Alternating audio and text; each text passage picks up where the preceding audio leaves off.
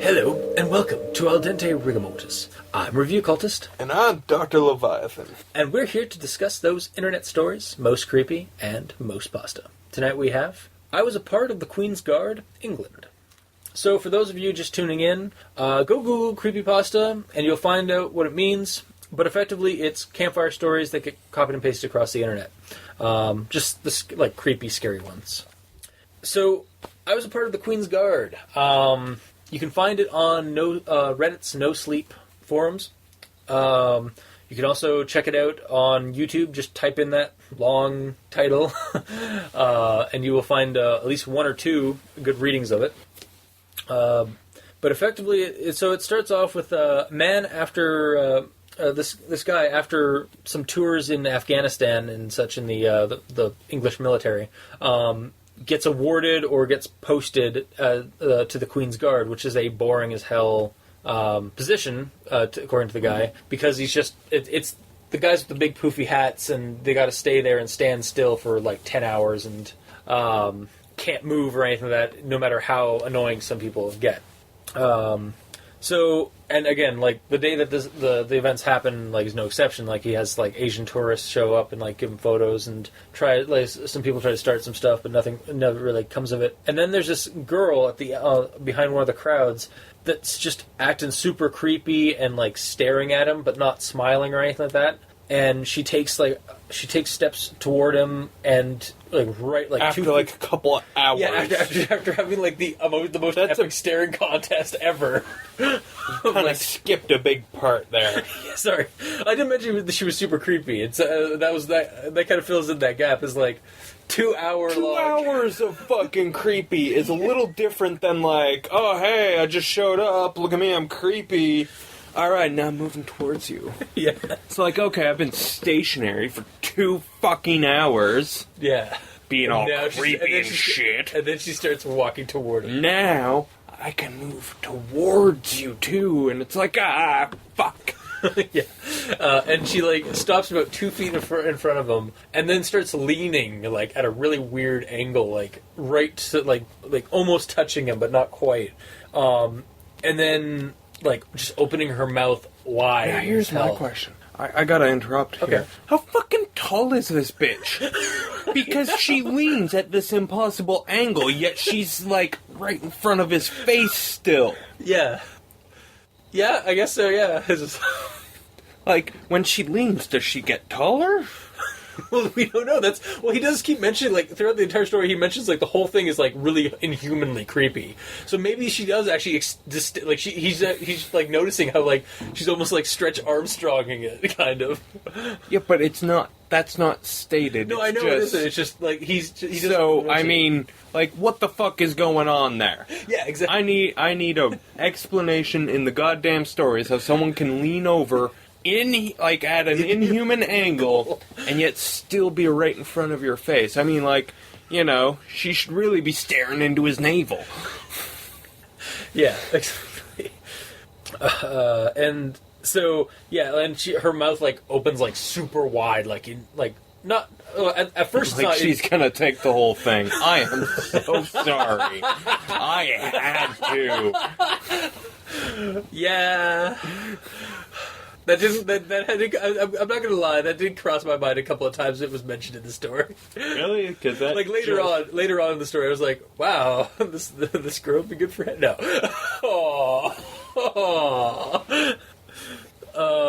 Anyway, so she's sick pig. Whatever. So she. I can't believe you went there. I was talking about. I got nothing. So. Yeah, she's acting all weird. He decides to do a march to kind of get away from her, and turns around and she's right there. And so he does make way for the Queen's Guard, the one thing they're allowed to say, and to move people out of the way. And she doesn't move. And he's like, make way for the Queen's Guard. Still not moving. So he then unslings his gun and points the bayonet toward her. Still not moving. And then he just kind of, I think, does he say it? Like, does he talk to her then? Like, or does he like go around? I think he goes around her, like just marches around her, and goes back to his post. And then like while he's standing there, like from behind him and from like beside him, like she starts whispering, 10, 9, 8. 10, 9, 8, 10, 9, 8, like that kind of stuff. And like on one side, and then it like, pops up on the other side. And then she goes around again to in front of him and starts doing it. And like that's when he's all like, "Ma'am, will you please stop?" Yeah, he's just like, he breaks the guard code and by actually speaking in normal and not like just doing a command or order. And then, like, before, like, anything really comes of anything, a crowd of tourists shows up, and she kind of just disappears into the scene. So, that really wigs him out. He's talking to his guard buddies in the barracks, and the commander comes up and asks about it, and he explains the story then, too. And rather than, like, get a chuckle out of it, the commander actually gets really serious and is like, "Did you talk to her?" And not wanting to lose his pay that week, because you apparently lose your pay if you talk as a Queen's Guard. The story did give me a little bit more insight into like what goes on with the Queen's Guard, assuming that this guy actually did his research and based this off of some kind of I'm not gonna count, a creepypasta. A creepypasta as a credible source. No. So, I mean, I don't consider myself any more enlightened about the topic than I already was. I just thought it was an interesting, like, I mean, if this is like an actually like how it goes, like it is kind of interesting that's like you keep, like that like shows how rigorous that job would be in terms of like why they don't talk or why they don't like move or anything like that or react to anything unless absolutely threatened. But anyway, the commander gets all like freaks out and like says like, "Did you talk to her?" And he didn't want to lose his money that week, so he's like, "No, I didn't talk to her." And I was like, "All right, don't ever talk to her." I'm not even talking to you, sir. And he's like, and then like goes out to the, and that's for the rest of you. If you see her, don't talk to her, and that's kind of the end of it. So that night, he's sleeping with his girlfriend because she had just come back from. Later. Okay, later. So sorry. this isn't like that night. This right, isn't. okay. This is like at least a week later. Right. Yeah, a couple of days do go by. He's sleeping with his girlfriend who he just come into town, and he wakes up about 3:00 in the morning to banging on the door. So he asks groggily for his girlfriend to go check it out. She doesn't even move. When he prods her, she's just dead asleep. So he gets up out of bed, goes over to the door of his apartment, and asks who it is. Still just banging on the door. So he just takes a breath, opens it up, and it's his girlfriend. And then he realizes he didn't ever actually pick her up from the airport like he was supposed to that night. Who was in bed? He was supposed to the next night. No, I thought it was that night. No, he was supposed to the next night, but apparently she's, I don't know, because he was thinking he had to pick her up the next night, but she... Yeah. Okay, basically, he's a fucking moron. Yeah.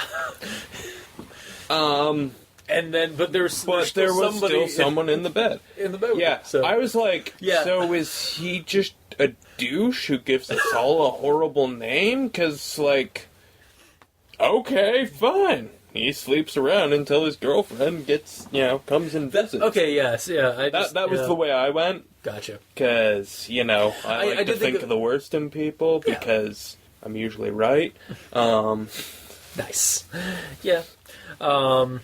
Yeah, honestly, I was just confused by the whole thing. It's like, so wait, did his memory just get altered or something? Like, it threw me off. So his girlfriend's know why he didn't pick her up from the airport? Yeah. So his girlfriend's at the door, like, freaking out at him because, again, he didn't pick her up. He didn't pick her up. So then he's, like, dead freaking out because he's looking, like, there was somebody else in the bed. Like, he thought it was his girlfriend. I'm so fucking playing this next, like, I'm utilizing this method of deflection. Next time I forget anything for the wife, I'm just gonna be like, "What? Hold on. There's someone in the bedroom." Nice. So he then, like, goes over to the bedroom to go check, because we all know at this point who's in that bed, or who was in the bed. Like, I don't know, or at least I was like, it's like, oh, I wonder who was in the bed with me. It's like, obviously, it's the creepy fucking fucking girl. bitch from the garage. Exactly, yeah. And he flips on the light, and boom, there she is. It's not just that she just disappeared. No, she's there in the corner, babbling or whispering creepily, 765, and she just repeats those 3 digits. And then gets really again up in all final countdown. Yeah, and then it gets all up in his grill, like right next to him. All up in his grill. Listen to you big thug. Oh God. So she's creepily like again right there, all up in his business. and he hears from behind him. It's like, oh my God, and then it's his girlfriend, and so he like grabs her and tells her to run. And they go to the kitchen and grab this like very detailed like what was the knife? Yeah, I gotta fucking give me a second. They fucking like I gotta find this. Do a shout out. Hold on, I gotta find it. But they like do like a ridiculous shout out. I've gotta find it. Yeah, well, it's not even. It's a poorly described, but in too many words. Yeah, because grabbed one of those as seen on TV steel cutting knife. Like that's every fucking knife is a steel cutting knife. Just mention knife. Like I grabbed a knife. Yeah. That's all you had to say. Like, you didn't have to tell us, oh, it's one of those... Oh, you can even fucking say, which kind of knife. I grabbed the fucking carving knife. I grabbed the fucking chef's knife. I grabbed the fucking... knife. The Ginsu? Ginsu, right. Yeah.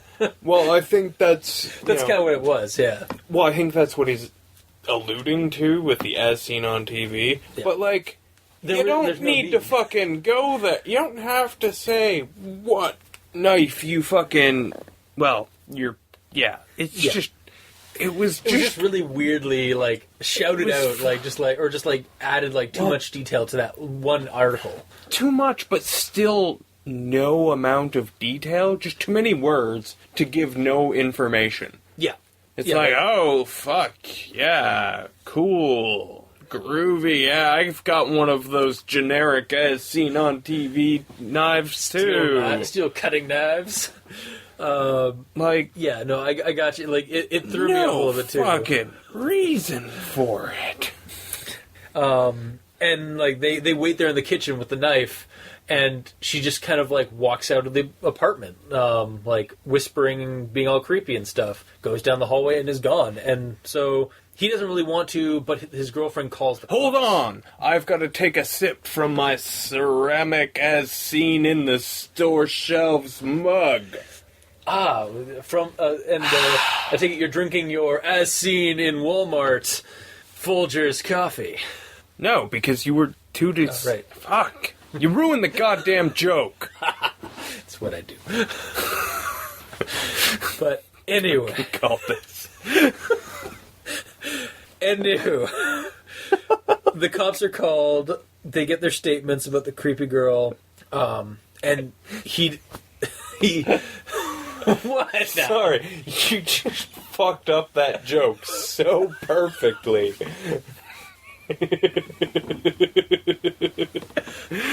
Alright. Are you okay now?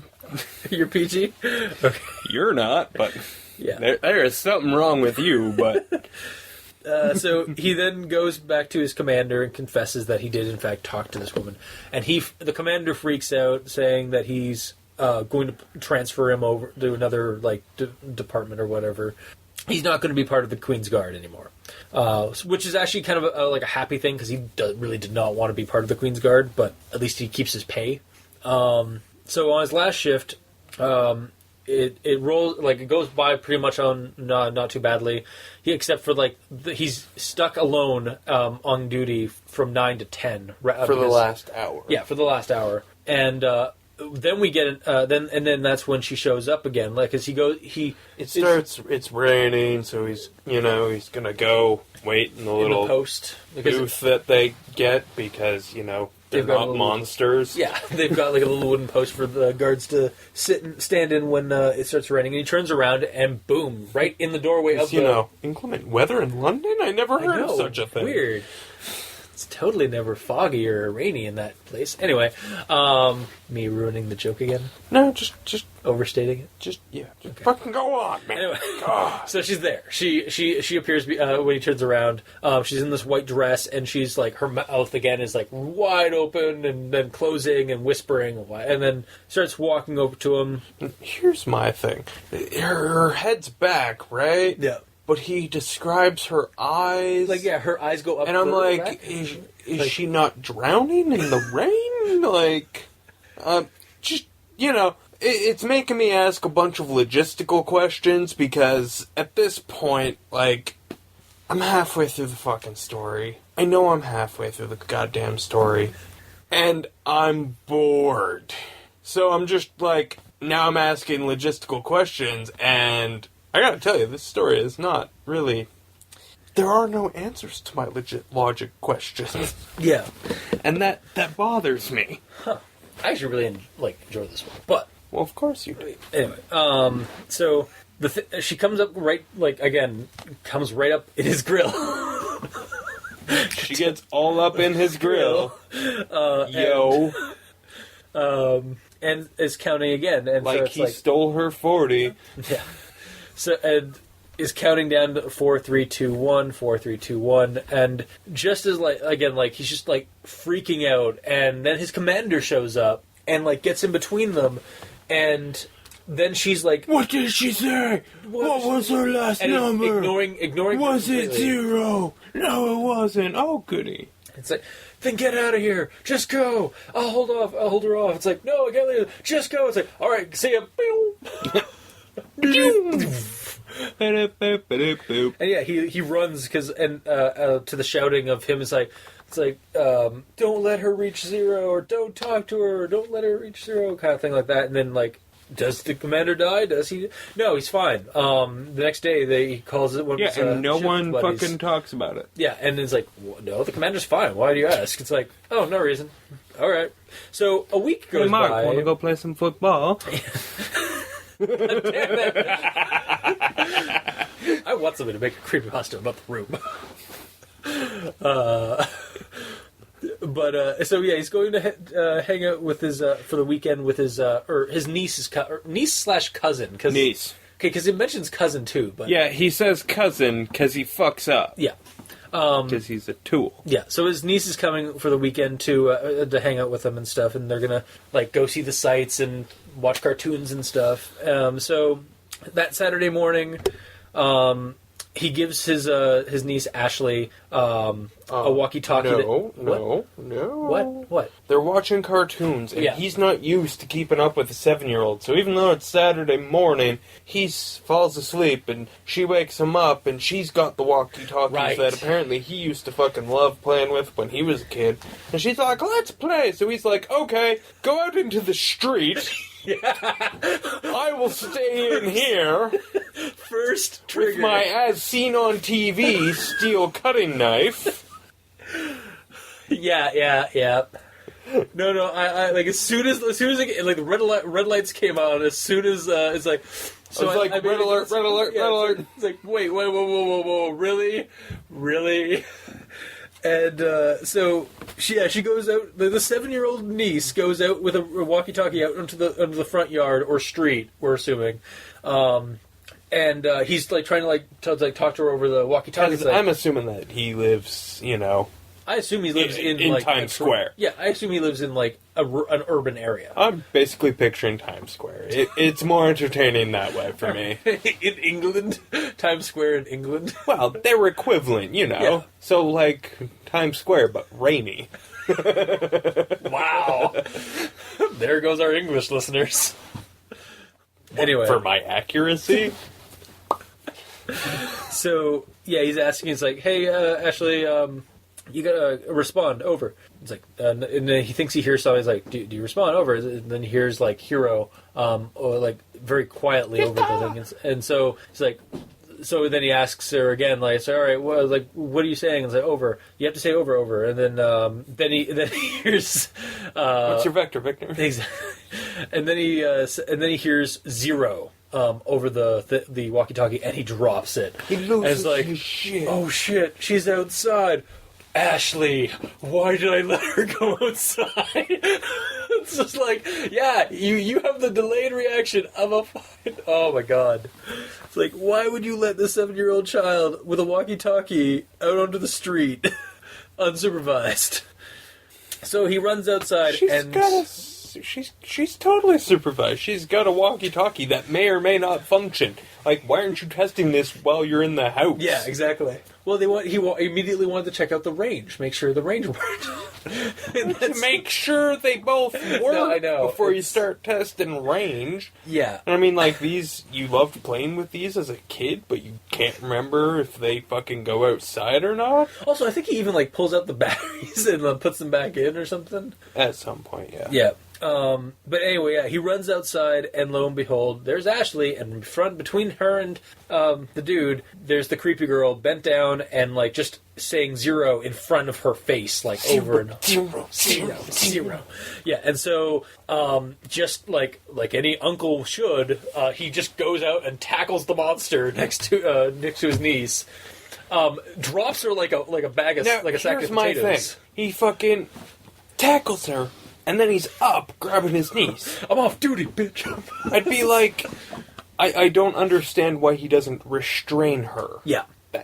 No, yeah. That's my reaction, is like, Yeah, you like know, he finally has like bam, a chance to do back something. in the house. Yeah. You know, fucking Yeah, like hold her down. arm on this bitch's throat. Yeah. Because, you know... But he doesn't. He just... Yeah, he's just grabs like, alright, you're down, now I'm grabbing my niece, we're going back into the apartment. It's lock like, the doors, check out the window, and then watch this girl get up and obviously look hurt, but ignoring all the wounds and whatnot, and just walk over to the window and then just start, again, opening the mouth really inhumanly wide to the point where you can actually see, like, blood skirting out the seam at the corners. That's what he says. I don't believe it. And then, like, smiling and whispering and... Well, then, it goes from the open mouth to the smile. Yeah. And then it starts going real fast. Yeah, so, and her head, also her head shakes like she's just come out into a cold, like, an air-conditioned room or something. Like, alright, so she's just got, like, shivers? I don't know, when I go from the shower to a cold air-conditioned room, I'm just comfy, but whatever. Yeah. Well, yeah. So he calls the cops, and the cops show up, and they search the area. They even kind of find a person that kind of matches the description, but it's just a normal person. So, but they... What were they looking for? Some sort of fucking grudge monster? Yes. But so they have her in custody, and he's going to go check on the, what's the word? It's failing me right now. He's going to the police station the next day, but right now he's dropping off his... Ashley off to, Ashley? Old joke. Ashley off to sending her back to her mom. Her mom really on wants the her train, alone. Oh no! He's made arrangements so that, like, people will be watching her the whole time, and the conductor even, like, agrees that he'll, like, watch over her, and so yeah. But after a situation like this, I understand. That's not enough. Yeah, no, I would be. As an uncle, I would probably be on that train with her the whole time. Or I'd be like, "Oh, you want your kid back? I totally understand that. You get your ass here. on the train, yeah, and meet her back here, and grab her, take her physically from my arms into yours, because I'm not leaving. And get back on the train and go home." But this isn't reality, obviously. That doesn't happen. No. These people aren't thinking. So the conductor agreed, said, "Oh, I'll watch her. I'll even show her all the cool parts about the train and stuff." And she's just been quiet this whole time because she's obviously traumatized. There's so many cool parts of train. Yeah. This is the train. This is the engine. The train. This is the caboose. This is the train. Do they still have cabooses? I don't know. Because we don't have cabooses. Then probably not. Sorry for old-timey lingo of trains. What's a caboose? Is that a hiney? So, but she's also been quiet this whole time because she's obviously been traumatized by the whole situation. Or is that why? And then, as the conductor is, like, calling, it's like, no, it's like... Doing the all aboard the train, like, last thing. She's standing next to him, and he's like, "All right, come on, Missy, we're going inside. Come on, Missy, we gotta go inside." And then she looks at him and just starts counting, like 10, 9, 8, 10, 9, 8, and follows him in. And I was like, dun, dun, dun. It's like, oh, shit, she's infected with whatever this thing is. I'm not really sure. And that's the end of the story. And apparently there is, like, it hasn't happened yet as far as I'm aware. I did look, and I did ask around. There hasn't been an update yet, but apparently the person plans on writing what happened to Ashley afterward. But again, it's the Reddit NoSleep forum, so like they tend to treat this like this creepypasta is actually happening. So it's like, but due to like I'm trying to be as like concerned for the family as possible. They don't really want to get into it a whole lot. So yada. Then why did you use her name? Exactly. And if you didn't, because apparently this whole story is actually a retelling from like the brother-in-law. Oh yeah, the guy who's brother-in-law. Yeah, brother. At the very top on the first section of this, it says I thought it was just brother. Go up. That's what I'm doing. Oh well, all right, never mind. Mark the calendar. You were right. I was wrong. Yeah, 16,000 to 1. Yeah. So the brother-in-law is apparently writing this exactly how it was told to him by his brother-in-law. So yeah, that's like, so apparently he plans on like updating about what's going on and stuff. But that's how the story ends for us. We ain't got no time for that. Well, again, like the story has ended for us as of right now until like some update happens and then we have to do another episode. Do we have to? Yes. Wait, you're telling me that No. We'll have like Salanum on and he can read the the second half, the rest of it, without this bit. Alright. I will do that. You will be so lost. But anyway, I'll have Matt do it. No, I'm sure I'll be there. Yeah. Just because. Maybe we should bring in Salanum just to piss him off. Just to fuck with him. I have a plan for Salanum. I'm going to actually make him... No. We'll do both then. Okay. So we'll do this, and then we can fuck with him more than once. Yes, fair enough. We'll have him do this one, or like just read the update version, and then we'll make him read the Return of Laughing Jack, or the Origin of Laughing Jack, because it's on our list. We have to do it.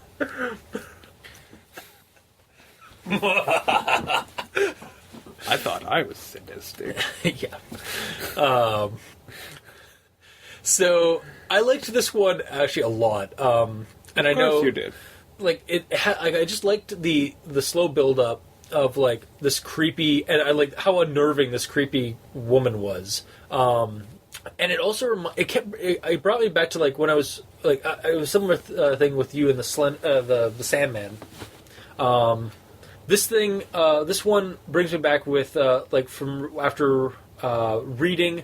What was it? Shit. Fuck.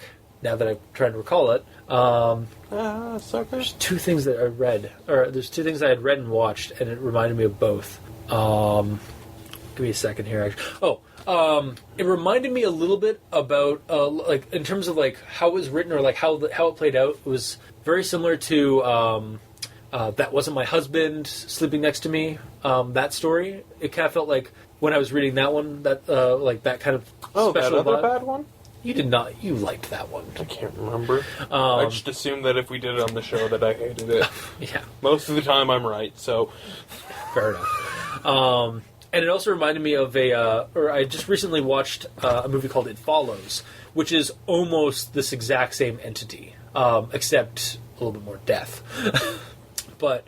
like otherwise, like the entity's like pattern and like how behavior is almost identical to this. So but it can't have death because then it's supposed to be it's supposed to be real, right? So if it had like a death count or a death toll, you'd already fucking know about it because this shit would have made the news. Yeah. So that's one of the problems I have with a lot of immersion. the Reddits and like with a lot of the ones that are trying to make you believe it is that the stakes are always so low because like there are virtually usually no stakes unless they ruin the person's they're life trying to but they're trying to make it realistic, but in order to keep it in the realistic realm they've gotta it can't there can't be any consequences like death. It's just there's always something left out of I don't know. The the ones that try and make you think that... the ones that try to make you think that, oh, this totally fucking happened to this guy, or whatever, they always feel like they just don't have the same stakes as the James woke up and found his son Daniel talking to a strange fucking monster. Like, Yeah. that one, it's like, what the fuck's gonna happen? Is that kid gonna die? Is James gonna die? Yeah, 'cause Like- you don't know because, well, first off, if they died, then who's telling this fucking story? Yeah. Yeah, no, I get you from that angle. Well, and also just like, they're not trying to play it as realism. Like, Yeah. anything can literally happen. Yeah. Because I'm in a story. Yeah. I mean, I Whereas get that. when I read the, like, oh, I'm trying to play this off as, like, you know, It's in our world. a shitty found footage fucking movie, See, they're like, oh, it totally happened. Like, I still know I'm reading a fucking story. Yeah. You haven't fooled me. You haven't tricked me into thinking that this actually happened. So I still know that I'm reading a story, but now not anything can happen. Because you are trying to make me think that I'm not reading a story. You're trying to make me think that I'm reading an account of actual events. see, You know what I mean? no, I get what you mean. Like, it's a lot easier to. It's a lot more like anything can happen if it's told. If you're like already in the mindset of it's a story, so like what the hell could happen? And whereas an account, like your found footage, like I'm pretty just gonna repeat what you just said. With like found footage and like these NoSleep ones, It's so much easier to predict. It's too because grounded. There's only like 3 fucking things that can happen. Yeah, I But- mean, I'm sure the number is much, much higher, but yeah. But I mean, from my angle, I actually enjoyed like the NoSleep when it's that thing because it adds another, to me anyway, it adds another layer of immersion or like grounding this into a world that we know of already.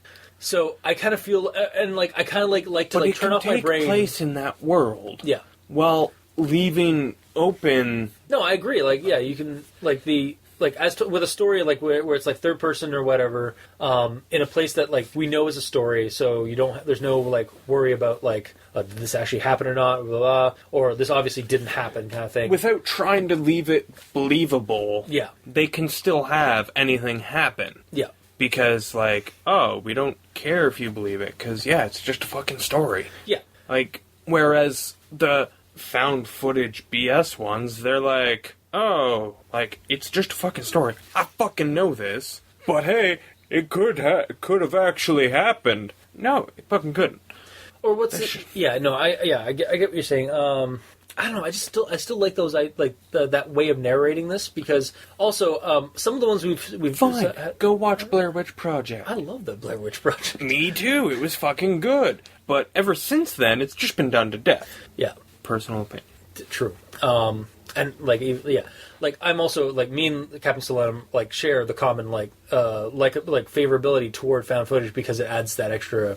Again, like even if it is a world that's like not our own, like But for me, it just doesn't add any. It doesn't add a layer you, of realism because it's like I feel like we have this conversation every time we do every NoSleep. goddamn time. Every time we do a no sleep episode story that does this, but yeah, okay. So we already we've established that like we both have two opinions on this subject, whereas like I understand where We you're have coming. your opinion, and you you have- wanna you like these things, and then we have the right opinion. Of course, Oh come on! Like you didn't see that shit I know. coming I as soon as saw I that opened my coming as soon mouth. as you. Yeah. But yeah, Okay. it's. Yeah.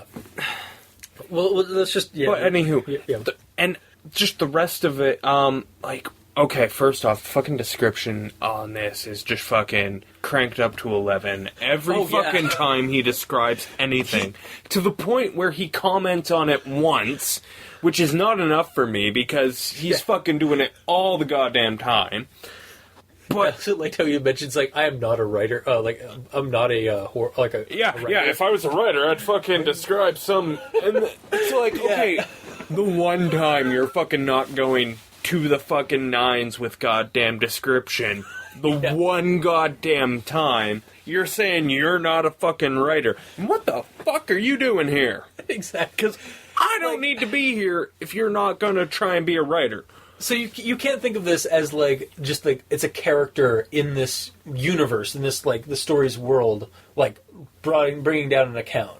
Like, that's kind of where I come from when I like why I enjoy found footage, because I treat it as if it's a character recounting their account in their story's world. Yes, but you know I can't do that. We've already established that I'm not there with them. Right, yes. But anywho, goes into fucking way too much description, and I think when it comes to describing the fucking monster, we'll call it. Yeah, we're it's always the same description. Oh, yeah. Always. Oh, yeah, it's always, like, there's no... The exact... Yeah. So you don't have to fucking reiterate I it agree. every goddamn time. But he does. He does it because he thinks that's how he's going to, like, add the... Goddamn time. He does it, like, I think that he's doing it because he thinks that's how you, like, emphasize, like, atmosphere, like, building up something. But he does it, he literally repeats it 3 or 4 times. The 3 or 4 times... No, I mean, like, the whole thing 3 or 4 times. Fuck you 3-4 times. Maybe per sighting of the bitch. That's what I mean. That's what I mean. Okay. Yeah. Like, every time she shows up, it's this same goddamn, like, description of, like, her opening her mouth, her whispering, counting down, smiling creepily. Goddamn time. It's just... It's nauseating. Like, how there had to be a better way. Times. Yeah, you know what the better way is? Cut that Assume that people fucking read it the first goddamn time. Yeah. Reference that it's the same. And, I mean, another thing is that the description is basically, it's trying to throw in all of these fucking, like, I totally get a fucking Grudge vibe. Oh, yeah. Yeah, no. I pictured with, a like, pale girl. With, like, pale... hold on. Sorry. We don't need to go through the fucking description again. Right. Okay. We really don't. But I'm picturing, like, the Grudge girl with, like, the shaky twitchiness of, like, the 13 Ghosts remake Ghosts. Yeah. If you don't know what I'm talking about, go watch both of those movies, because they're both kind of fun, for different reasons. 13 Ghosts is kind of fun, and The Grudge is just kind of creepy. Truly a good horror flick. Yeah. And I mean, like, okay, I get why you have to actually describe, and you can't just reference the movies for a creepypasta. I'm not trying to say he should have just... But, like, I don't know, it felt unoriginal as fuck, which immediately just had me going, like, whatever. Yeah.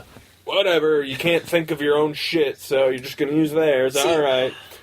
I gotta think, though, I understand, like, where you come from. It's like, oh, like, because we both watched so generic. many. Oh, yeah, we both watched that stuff. But, I mean, that doesn't discount that somebody should not. Like, if they have an idea, if they like that idea and they want to put that in their story, then I think they should wholeheartedly put that in their story. Like, I disagree with that, but, like, they should, like, I like the creature, like, the entity, or, like, what we get. It's just repeated way too many goddamn times throughout the story, like, as it's described. And maybe that's why I actually threw up my hand. Like, maybe that's actually why I threw up my hands, but it just fucking... I don't know. I was just like, oh, okay, it's a fucking Grudge. Oh, okay, it's fucking doing that whole fucking twitchy stop motion and The Ring. But I have never... Oddly enough, I've never actually watched The Ring, so that's why I don't think of The Ring so easily. Yeah. So, yeah, it's basically fucking The Ring, Grudge, and fucking... 13 Ghosts. 13 Ghosts stop motion twitchiness. Yeah. And you're tired of, because again, it is a trope in movies a lot now, and actually, especially Japanese horror. And he goes to such great lengths to describe it without saying any of those things, but he goes to great lengths to perfectly describe it, and then multiple times.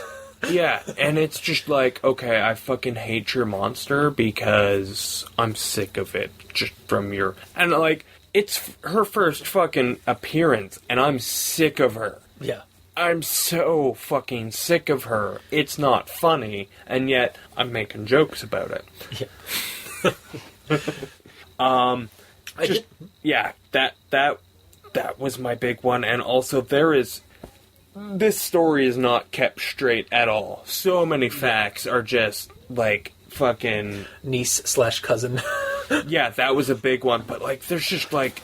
There's no... Like, okay, when you write a story, you're taking someone on a trip, and your unspoken promise to that person is that you're going to, guide them... into the continuity of the story. Properly throughout, and... this one, like, just fucking breaks that promise. Like, basically, every goddamn chance it gets, it seems like. It's just like, nope, I'm gonna forget facts all the goddamn time. Like, oh yeah, the shifts are like 2 to 3 hours, or whatever.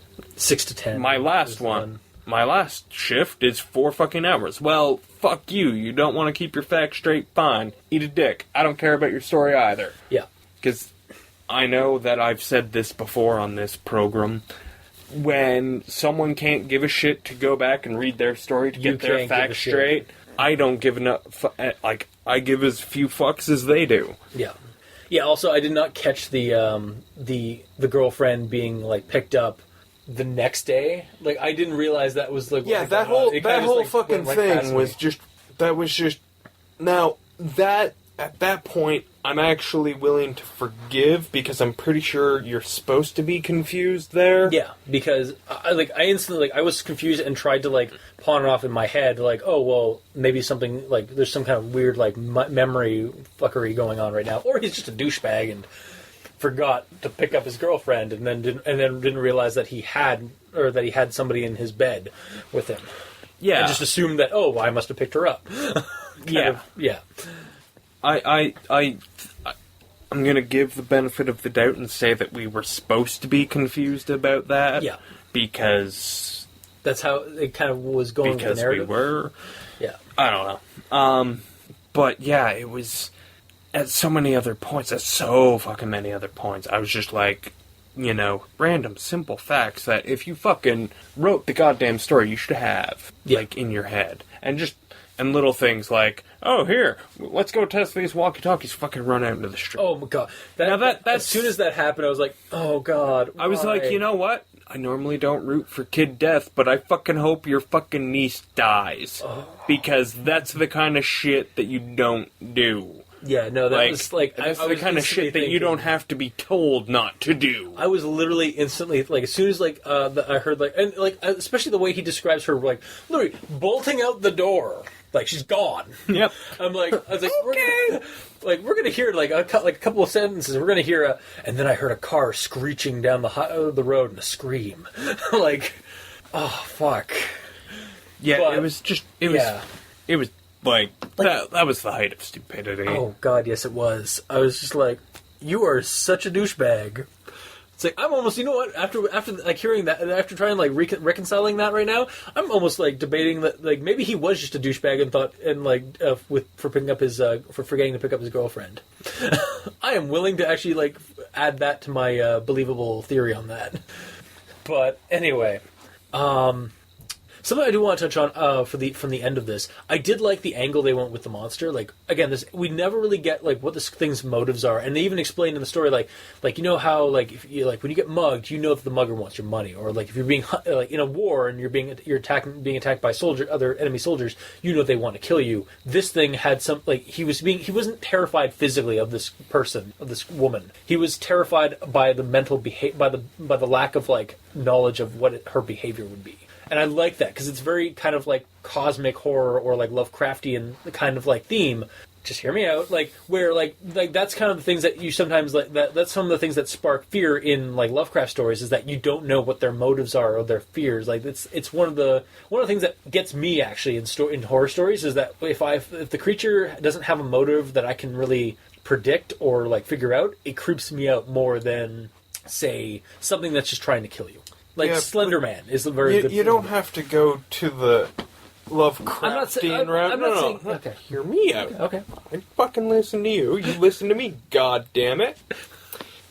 You can go to, like, just crazy person. Because at this point, like, that's basically what she is, right? Yeah. I do, yeah, exactly, yeah, sorry. Yeah, dumbing it, or lowering the spectrum a little bit. Well, not making such a jump. Yeah, like, crazy, like, again, like, unpredictability is scary. There was a difference between, like, the bitch in this story and Dagon. Yeah. Yeah, no, I understand. Okay, so, yeah, again, like, that like, crazy people do kind of freak me out, too, because, again, like, you can't predict them. Like, whereas you can predict a mugger or something like that, like he explains in that. I like that part. And I also like that, it seems at the end, the whatever this happened, like either transferred over or spread to the kid. So it gives this extra depth that is like, this is some kind of like, maybe some kind of epidemic or some kind of possession thing. Yeah. Which I really enjoy. But at the same time, what the fuck is it? And because it's not over, we don't know, and we may not get an answer, or we may get a dumb answer. I'm trying really hard not to be pissed off by that, because it's not over. Yeah. That's not the story's fault. Yeah. That's your fault for making me read a half-finished story. No, I understand. Like, it was on the list. I went and checked it out. I did check to make sure that we had. I know you are, but I did check to make sure that there wasn't added extra that you would have to like click on another link afterward. And I could, like, as far as I could tell, I couldn't find. Like, I don't think there's an update. If there is, then we'll have to fucking do another episode. But, yeah, like up for this one, like for the story of this dude, which we never get a name to this brother-in-law. We get Ashley, like for the niece, but we don't get like a name for this dude. So whatever. Guardsman number 55. So, but yeah, like for this character story, like that, like it is a complete story. Like that's the end of his story at the moment, kind of. At the moment, nobody's dead and there's no resolution, so you know there's more. Yeah. But I liked how it left off with like again leaving you to wonder, like, what the fuck was up with Ashley? Like, was that girl that the cops took actually the creepy girl, and she was just like she just transferred her whatever was in her to the kid? Like, I liked that idea, maybe because I like that kind of like supernatural like virus kind of thing. I don't know, do you have anything on that one, or are you just no? Normally I'd bitch about the sequel bait, but it's not really sequel bait because it's not over. Mm-hmm. And we know this. Yeah. Like, it doesn't try and hide that. You know, it's just, it's a, you know, tune in next week, or whenever the fuck it's finished writing. And that's, you know, that's what it is. It is what it is, and, you know, I don't care one way or the other. All right. Well, I would recommend this one. Would you? No. No, not at all. You wouldn't recommend this one? No. It's fucking tedious. Just with the description and just, yeah, with so much fucking shit. This is a tedious bore. Alright, fair enough. So again, differing views. If you do feel like taking my side or his, you can check it out on NoSleep Reddit. Just type in your side or the right side. Learn to say it properly. You can Google it.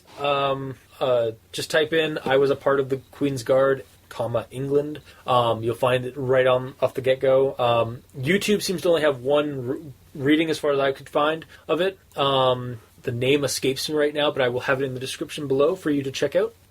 And that is it for tonight's episode. So if you liked what you heard, if you have your own comments or views on the whole matter, you can leave them in the comment section below wherever this gets posted, whether it be Tumblr, Kiwi6, Facebook, YouTube. You can send us a Twitter feed, or you can send us a tweet at Review Cultist or at Dr. Leviathan. We're on iTunes, so send us a review. That'd be awesome. And you can help out the podcast by donating. We have a donate button on the somewhere on the Tumblr site at crazonstudios.com or .tumblr.com. And if you would like to send us an email, you can send it at aldenterigamortis@gmail.com. That's aldenterigamortis@gmail.com. Or you can send us suggestions for other creepypastas you'd like us to discuss on the show. So until next time, I have been your host, Review Cultist. And I'm Dr. Leviathan. And this has been Al Dente Rigamortis. Sleep well.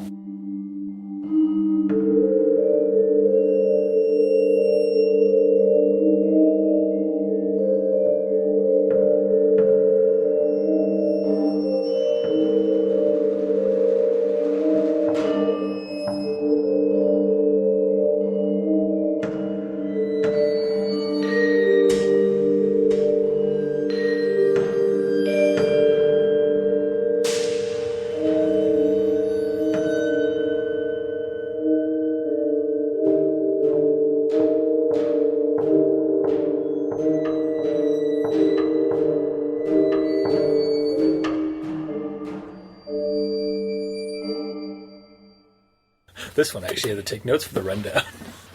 The rundown. The rundown. The rundown. The rundown. The rundown.